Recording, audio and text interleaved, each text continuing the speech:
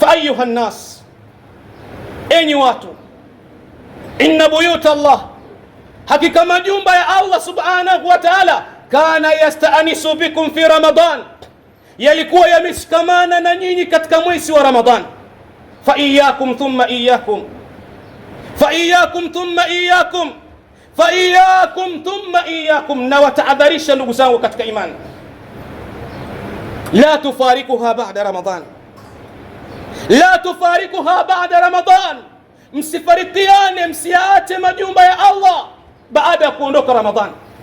Wale ambao walikuwa wakitekeleza ibada, wale ambao walikuwa wakiyafanya ya khairat katika kipindi cha Ramadhan, la tufarikuha, msifarikiane nao ndugu zangu katika imani.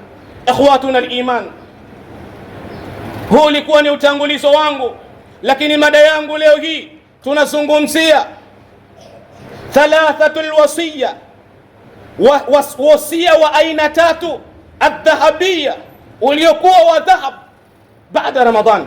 Tunazungumzia wasia, lazima tuhusiane ndugu zangu katika imani. Tutazungumzia wasia aina tatu, ambao wasia ambao wa dhahabu, kila mmoja anatakiwa auhifadhi baada ya kuondoka kwa Ramadhan. Ndugu zangu katika imani, Allahu akbar, Allahu akbar, Allahu akbar. Wasia